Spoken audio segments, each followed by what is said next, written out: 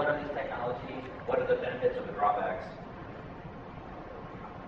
And it's interesting because this technology, it's pretty awesome.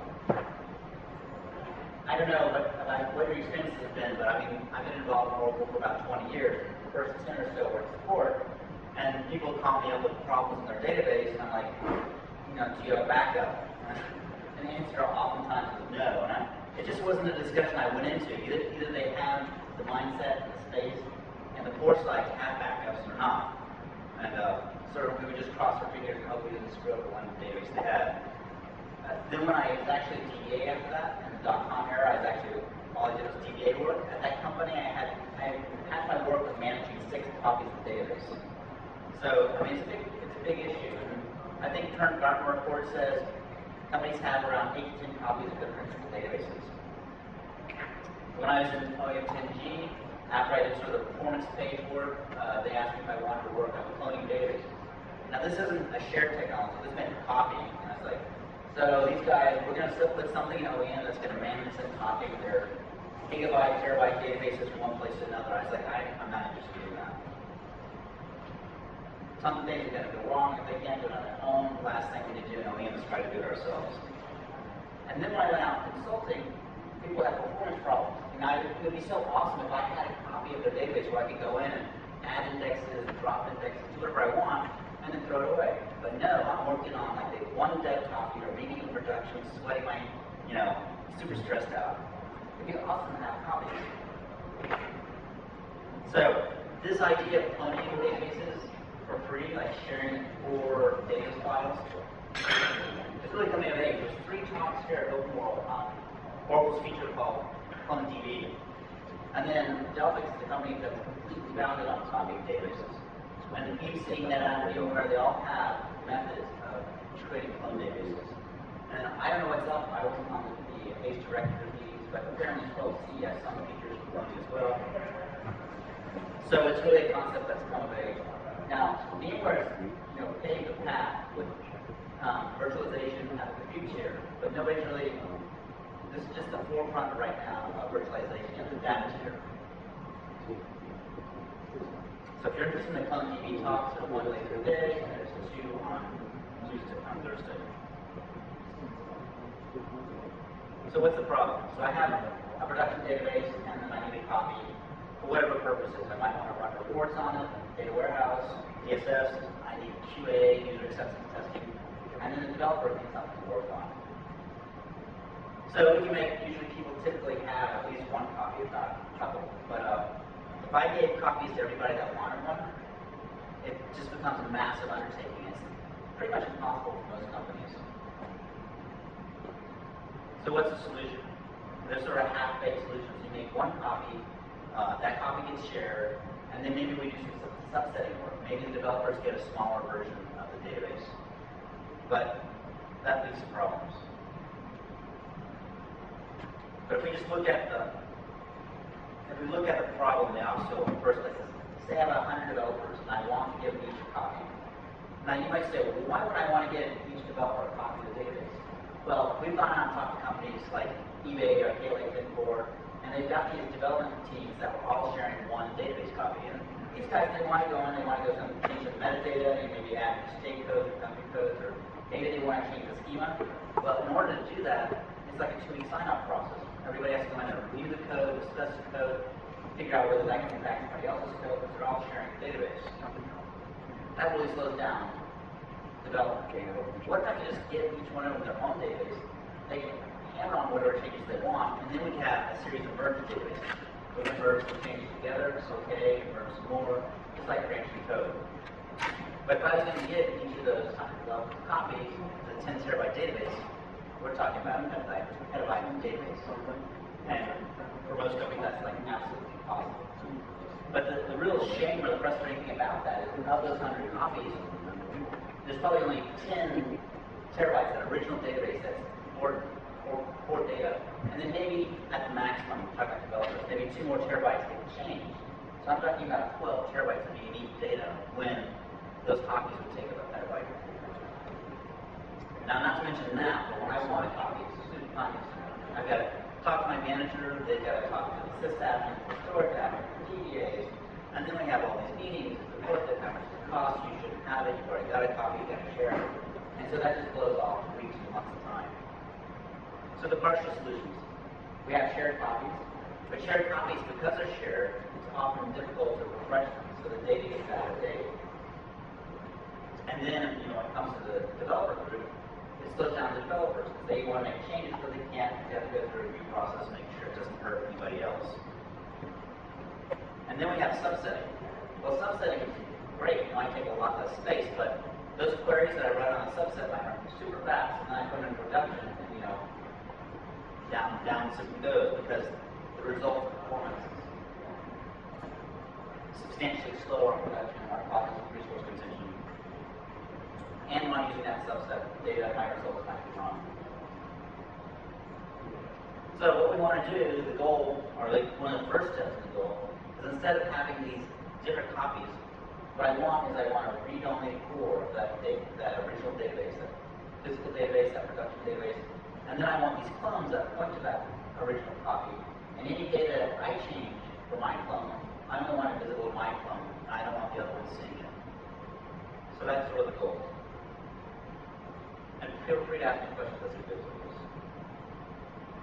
Now, maybe a second level goal of this would be having what I call time flow.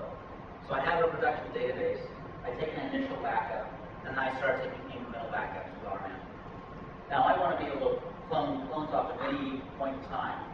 Often I might want the most recent point in time for reporting, but what if something went wrong? What if I wanted to go back and check data in the past?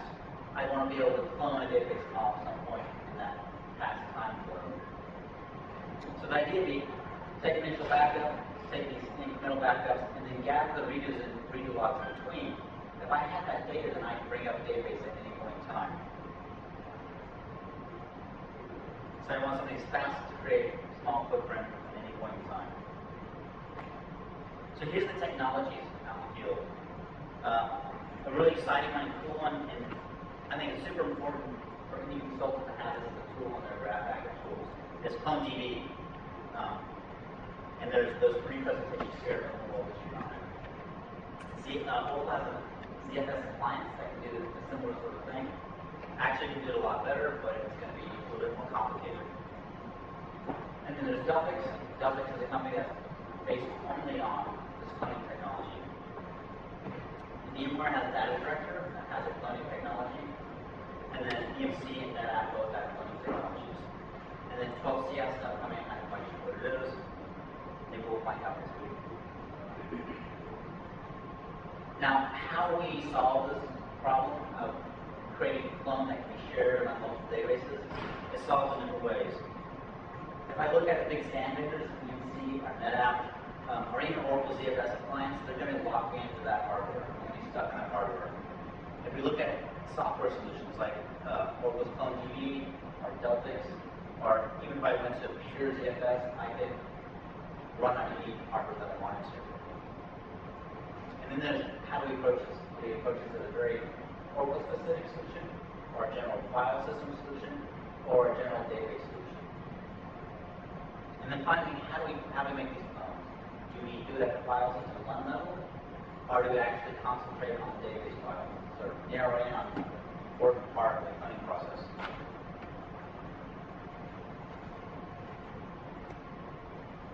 And then there's the technology behind it.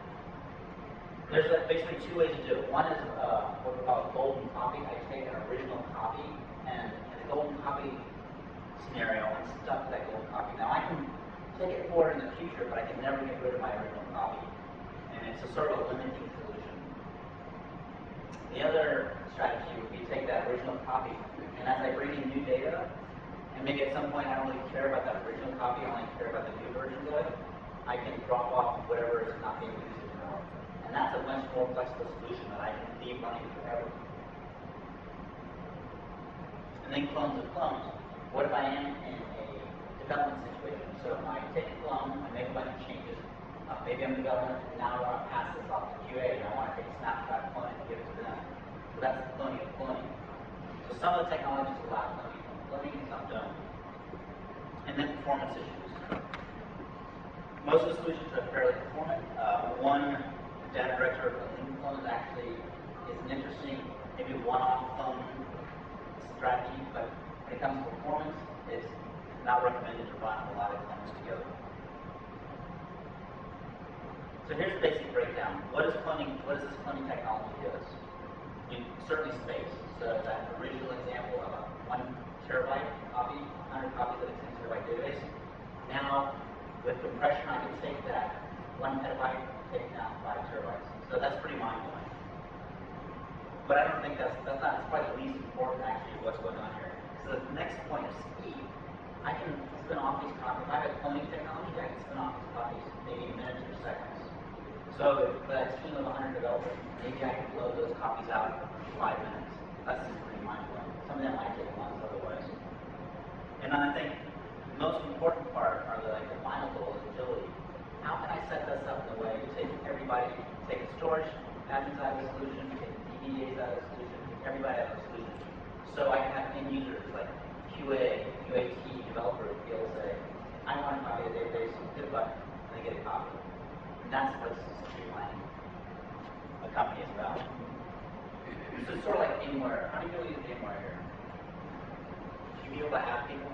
So if I have an vSphere, I can really manage things. I don't really know about technology and backend.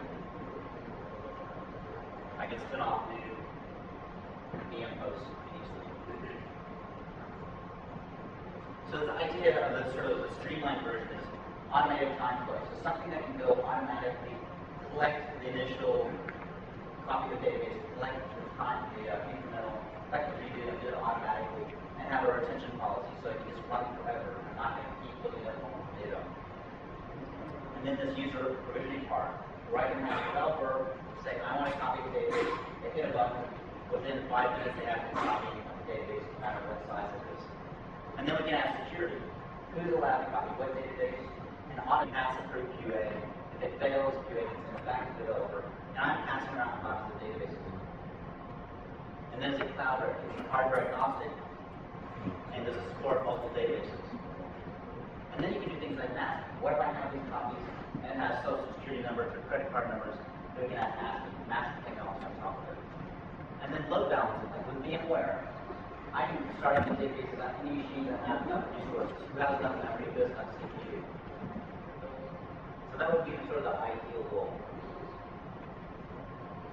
So the first technology, this is actually super cool, is a clone DB. So this has been around since 11.202. And I laid out the steps to do it. And so I wanted to sort of mark what I thought were the interesting steps. First, you get the RMN backup. Now, you need to make that RMN backup available to whatever machine you want to do clones on. Now, that could be, you can copy that backup over to the machine. You can put it on NFS now so it has access to that backup. The machine that's going to be running the clone databases, this is sort of weird to me. It has to be running DNFS because that's the code path that will look like, sort of the way I look at it. They said, oh, it's easy to tell where these blocks are coming from if I go through DNFS. So let's just do it. It's easy to do, let's just do it. In theory, you wouldn't. In theory, there's no reason you have to do DNFS. So you have to start up that clone database with DNFS. And then basically what we do is we take the Netapp from the original database and we run it through a PL script. Now this PL script is available in Kevin Foss's blog or Tim Hall's blog, which is up in the top right here. Tim's blog is really awesome cookbook on how to do this. So basically, we tell the clone database where are the original RMN backups and where are we going to put the stubs, so the clone stubs, so the data is going to be modified by the clone database. And after I've created that SQL script with the PL SQL, I just run it. Boom, I've got a new database that's in clone. And the trick of what it does, so it starts up the database off the new init.org created by the PL script. It creates a control file pointing to the backup data file. And then it hasn't opened the database yet. At this point, it renames them. So it points to this, it creates these stub files that are going to have new data with that clone, and those refer back to the original backup files. And then we can open reset the database. So actually, for me, once I got through understanding how these scripts work, I can whip up a clone and submit it. If I script it together, I can whip up a bunch of clones. On your clone for probably a couple minutes. So here's the basic graphical layout. So So I have my production database. I'm going to take an RMAN copy of it and add a copy, so this is a file copy. I basically recreate the data files. I have to make that copy available to the clone machine. You could do this on the same machine, but why? It's really the idea that if your clone, your developer database is away from production. Once I have that read-only copy, then I can start these clones. These clones are going to, this is the trick, the clones are going to point to these like stub files. Stub files, the restriction is it has to be over ZFS. And those stub files are just new changes, modified versions of the clone. And then the core data, the big massive amount of data for production, is an original backup file. And down at the bottom, I just want to run a du-sk. So you can see my original files on backup on the left are pretty big. And then I have my new stub files, which are pretty small. As I modify the clone, then those stub files are going to fill up more and more. So in this scenario, I've got 3 machines. I got production, I've got the clone host, and then I have an NFS server where I'm going to put these stub files. So the problem here, though, is like, what if I want to take this version into the future? So now I have a copy of the database. What if I want to refresh the next day? Well, either I have to blow all these clones away and recreate that copy, or I have to have a second copy. So although this is an awesome technology, it's super cool, it does have its limitations. So here's the same solution, but a little bit different setup. What I've done is I've taken that copy and mounted it over NFS on my NFS server. And then I have a target machine A that starts up a bunch of clones pointing to that NFS copy. And then I can have another machine start up another set of clones.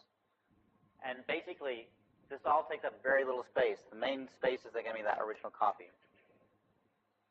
So if you've got developer groups out there, you can blow out 100 copies for each one of these guys. It's mind-blowing to me. And I don't think that many people use it. How many people are using CloneDB for development work or for actual production work, like getting things done, running reports, QA, development? Anybody? I don't know. I think it opens these horizons that weren't possible before. But again, the restriction is, well, what if I have developers and, say, reporters working off the same core data? Now, the reporters are going to want new data every day. I want to run reports on yesterday's data. And the developers are going to be like, I don't really care. I need the basic schema of the basic data. I don't want to refresh. Well, these are going to be incompatible. Either I have to blow those developer databases away, which they're going to probably be pissed about because they've made some changes, or I have to have 2 copies, and that sort of ruins the whole concept of just sharing one core copy. So the second solution, again, this is from Oracle, is the ZFS appliance. Anybody using a ZFS appliance? Way, one person. Nice, nice. So it's amazing what you do with money. I think that's EMC's point of view. Just spend enough money, we'll give you enough disk space for all your copies. But the ZFS appliance is actually pretty amazing. I'm going to talk in a few slides about how ZFS works. The problem with this, although it's a super solution, is it's more work. Oracle's white paper is about 44 pages long, and it doesn't even cover some of the main scenarios. But it does show you how to take snapshots, how to make a clone. And the basic, I'm sort of hesitant to talk about this too much because it's a bit of grunt work. The basic idea is you create a project on the ZFS appliance. You create these file systems where you're going to put your backups, and you create a file system where you're going to put your clones. So, and that's actually 8 file systems already that you have to create. Then you go in on your production database, you make that RMAN backup, and you put it onto the actually, you can write directly onto the ZFS appliance through an NFS mount. So now the ZFS appliance has a copy of your database. And once you have that, then you can go in and snapshot that copy, and then you can start cloning off that snapshot. And in the middle, so that the 1, 2, 3, the third section, they have these are the commands that Oracle gives on the ZFS appliance. These aren't ZFS commands. These are something that Oracle sort of set up as a shell on the ZFS appliance. Which I don't know why they did that, because you could go in there and use regular ZFS commands that would apply to any Illumos setup. So I mean, I look at that as vendor lock-in. Why would I want to use these specific commands? So once I have once I have this copy, I snapshot it and I cloned it. Now I can put those clone file systems on NFS, and then any other host that wants to mount a database off of it can mount a database off that clone. Now, each host is going to need its own clone, but as we'll see in a few slides, clones are free. I mean, a clone on ZFS is basically one block, believe it or not. That's about all the space it takes up. So here's the white paper from Oracle on the top right, if you want to look it up and read about it. I mean, actually, the ZFS appliance is really cool, but I mean, I think I'd be tempted to go get a Lumos myself and install it on some x86 and do this all myself instead of getting Oracle's ZFS appliance. So here's how the ZFS appliance works graphically. So I take an RMAN backup on the physical, I write it to an NFS mount that's on the ZFS appliance. So now the ZFS appliance has a copy, RMAN copy. I snapshot it, so snapshot's going to be a point-in-time version of that file system. And then I can make a clone. A clone is basically like a writable snapshot. So now with that clone, I can start writing and making modifications. And then I can take that clone and mount it on a host machine and start up a database off of it. And so these clones are basically, when I first create them, are like one block. I mean, like they're nothing. So I can go in here and create 100 copies for basically no storage. Now, sure, as I use those clones, I'm going to add a little bit more data. But the idea is, if I have a 10 terabyte database, I'm only going to change a small percentage of it.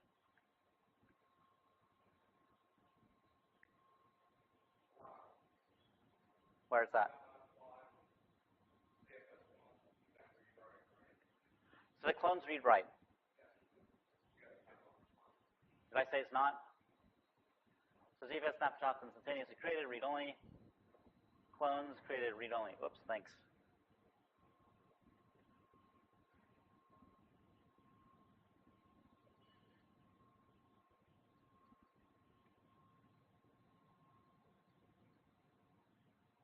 So the cool thing with this is, unlike the DB clone solution, I can start having a time flow. I can start taking this file system copy and moving it along with the changes on production.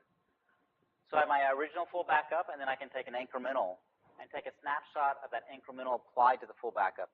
So now I'm starting to have points in time, which is awesome. So then I can start up clones off any points, any of these snapshots that I want. Now, I'm not just limited to snapshots. If I start pulling over the redo changes between the incremental snapshots, when I start the clone up, I can recover it up to any point in time I want. So this is awesome, especially if if something went wrong in production, I can go back immediately and get it. A lot of the customers we talk to use like flashback, but they only have like 12 hours.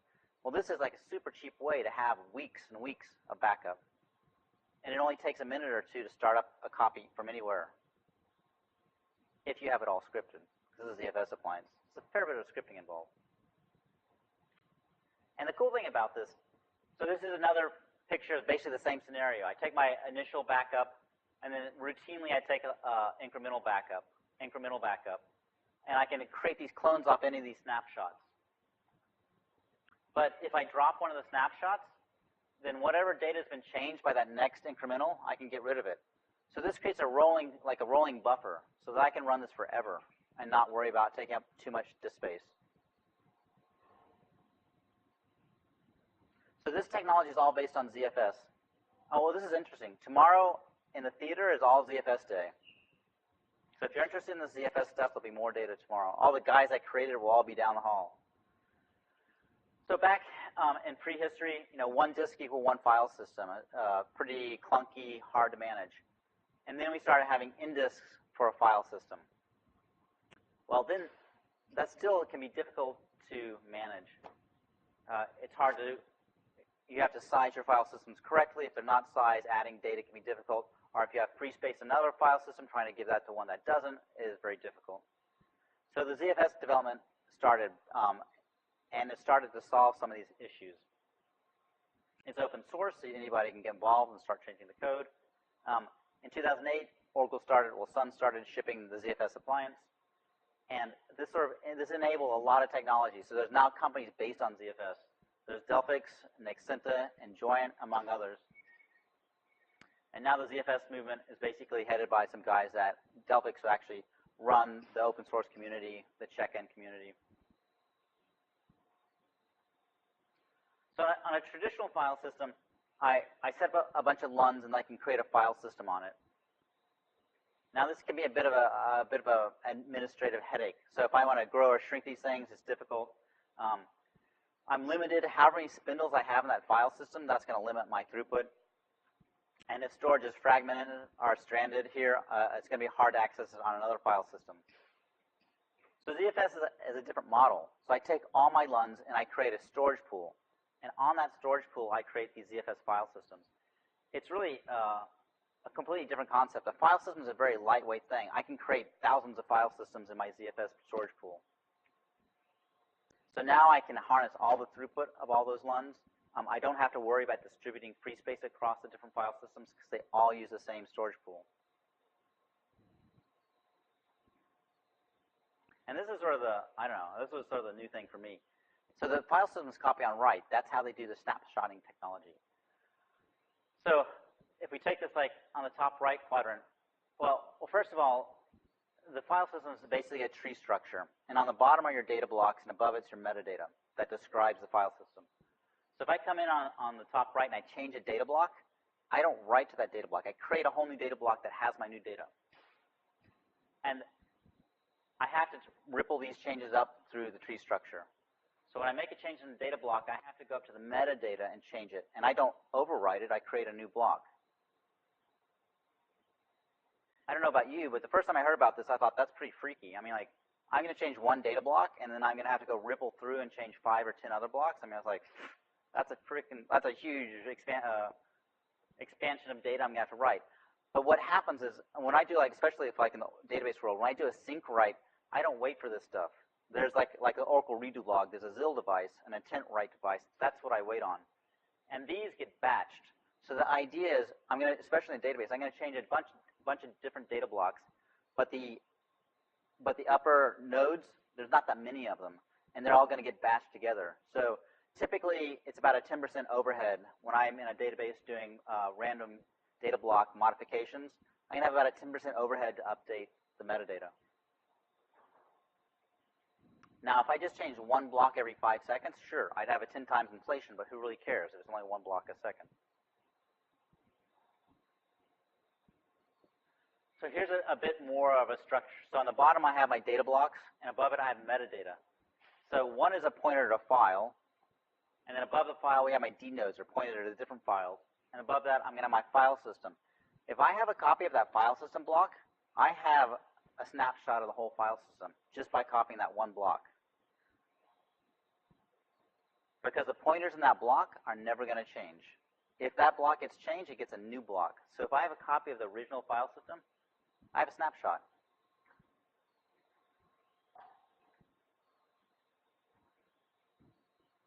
So basically, when I'm changing this file system structure, it's a transaction group. At the end of the transaction group, we don't free any of those copy on write blocks. And the live root changes. So what about how do I free blocks? Well, if I come in here and I've done all these copy on writes, what happens to those old blocks, the previous versions?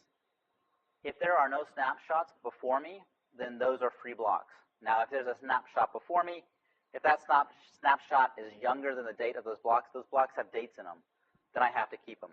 So that's basically how it works. Now, I don't have, when I'm doing synchronous writes, I'm not waiting for all this modification. When I have a synchronous write, I write the change, like in Oracle, into a ZIL, a redo log, basically. So I can get low latency and still have this copy on write file system. So again, a snapshot's a read-only point in time. It's just a copy of that header block for the file system. It's really cool. This is actually mind-blowing compared to the other technologies. So it's instantaneous and it's unlimited for all practical purposes. And then a clone is just a copy of that block, but it's a writable version. And another cool thing about this is if I am going to have like a remote backup of my file system, I can have if I have a copy and then I want to keep it up to date with my local one, I just have to ship over the blocks that changed. And it's really easy because in ZFS, it's really easy to find out what blocks have changed since my last snapshot. So instead of something like rsync that goes through and looks for modified files and ships those files. It doesn't ship files. It just ships the modified blocks. Actually, one of the guys, he went over to China and he had a copy of the file system they're working on here locally for source control, and he is like, man, if I could only get those changes they had over there, I wouldn't have to log into their system. He's like, I can just go through and pick out the changed blocks and ship them over to China, and then I have a local exact copy of what the guys have back here. And so that's where the send receive started. So it's awesome for having like a disaster recovery or backup of your file system with ZFS. So now there's this intent log. I sort of think of it like the redo log in Oracle. So when I write a sync write, this is the latency I'm going to wait for, is writing into that ZIL device. So if anything goes down and that metadata hasn't, basically the file system structure metadata hasn't been changed, I can go through the ZIL device, just like with Oracle, and rebuild it. And this also allows me to go back to the metadata and the data files and group those, so that every time I do a block change, I'm not changing the whole tree structure above me, because those get grouped together. So it's about 100 blocks would be 110 blocks roughly change in the file system data. So at ZFS at Delvix, what do we see? When we pull in like an RMN backup, we see about a 2 to 4 times compression. One thing cool about this is, and like if I do a compress on a file, it's going to be hard for me to go into that file and get the data I want. With ZFS, the compression that we do is at the database block level. We assign the block level in the file system to the block level of the database, so it's very precise for me to go in and get that data even in a compressed state. So this file system allows us to share these clones. It allows these snapshots to be instantaneous and unlimited, and allows us to create these writable clones. At Delvix, we don't use any ZFS RAID or mirroring. We sort of count on the SANs that are hooked up to the appliance to take care of the redundancy. So I know some of you might have used ZFS. There's a few things that one can shoot themselves in the foot in if they aren't aware of. So by default, the block size on ZFS is 128K. Well, if I go put an Oracle database, typically at 8K block sizes, every time I go read an 8K block, I'm going to read 128K. And then if I modify it, I have to write back 128K. So it's pretty important for data files to set the block size of ZFS to the block size of the data file. And this is really super, because when I think of file system, I think of this big, bulky thing that so many things depend on. But in ZFS, I can create a file system immediately, and I can set it with its own attributes. So in this storage pool, I might have hundreds or thousands of file systems with different attributes. Another thing that blew me away when I first started working with ZFS is if the file system gets 80% or more full, then we start hitting performance issues, because it spends more and more time looking for the best fit for data. And this can also have other effects. Like if I create a storage pool with LUNs of different sizes, one of those LUNs might run out of space. Say I have a small LUN and some big LUNs, then ZFS might spend a lot of time looking for free space in that smaller LUN. So it's important to create all the LUNs of the same size. And then ZFS has a cleaning process called a scrub. If you don't know about it, it might kick off in the middle of your day, and it might slow down your production. So these are some things that people might not be aware of when they first start using ZFS. At Delvix, we're trying to improve it. It's really cool because it's an open source community, so there's a lot of people contributing. But one thing that we've done that's cool is like all these clones right now on ZFS by default, they might be reading the same data blocks, right? And that data block's in memory, it's great. If another clone wants a copy, it goes and copies that data block. So there's actually 2 copies of the same data block. So one of the things we did at Delvix is make sure that if people are using the same data block, it's actually the same data block in memory, which has the effect of if I have multiple virtual databases using the same underlying snapshot, they can speed each other up because they end up caching more data, each other's data. So the data that I want might already be cached by a previous DDB. We have a thing called NPM, our network NFS performance mode. Since a lot of these databases are like reporting or QA or development, what we do is when somebody asks for a synchronous, this is an option, it's not by default, but if somebody asks for a synchronous write, it's sort of like commit no wait. So we're trying to respond to that synchronous write immediately instead of waiting for it to be written to stable storage. And one reason you can get away with this with ZFS is because of that intent log. it's all time ordered and transaction ordered. Nothing's going to get written to disk out of order. So I'm not going to have a data file that has a modification sooner than the redo log. It just can't happen.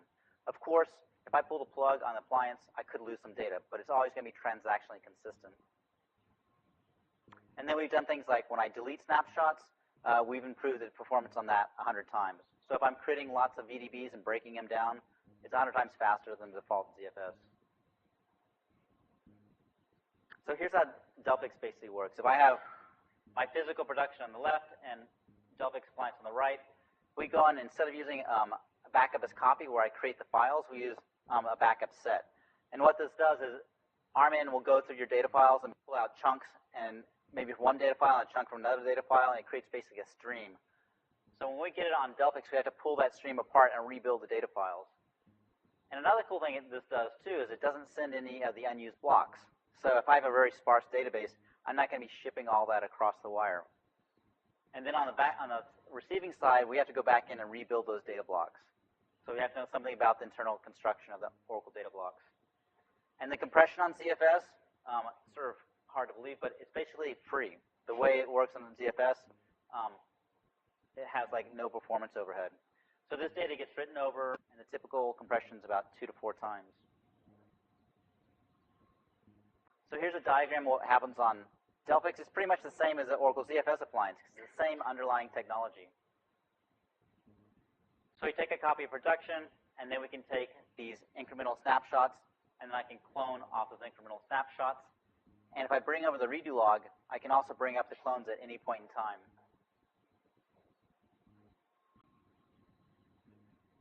So here's what it looks like in Delphix.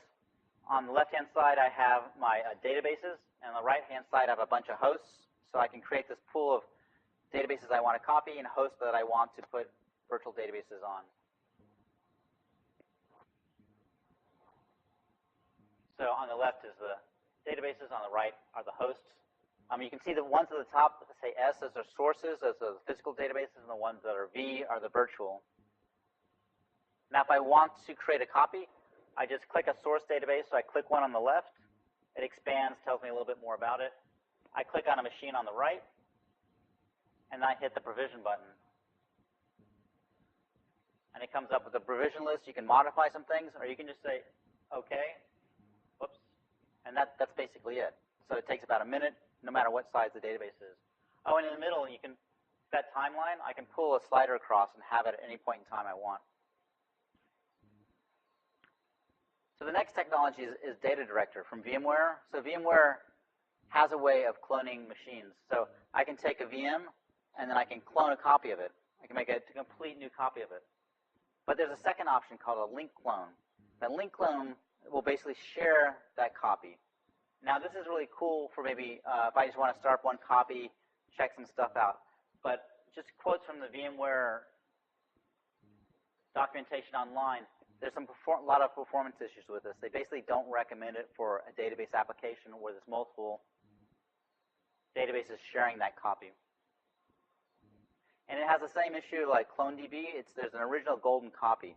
When I make that original copy and I want to start adding like incremental snapshots to it, I can never get rid of that original copy. So I can't have this rolling time window. I have to rebuild it every once in a while. So the next technology is Netapp. Netapp is actually pretty similar to ZFS in a lot of ways. It's a pointer file system, so I can actually create that time flow window. But basically what I do is I have a Netapp file for production and probably a Netapp file that I use for developers. I take a snapshot on production, and I copy that across. So this is not using RMAN. I'm using the file system copy. And then I can take a snapshot of that file system copy and start cloning off of it. So the big difference here between the other technologies is this is file system and not data file based. So I get everything on that file system, and I also have to make sure that everything I want is on that file system.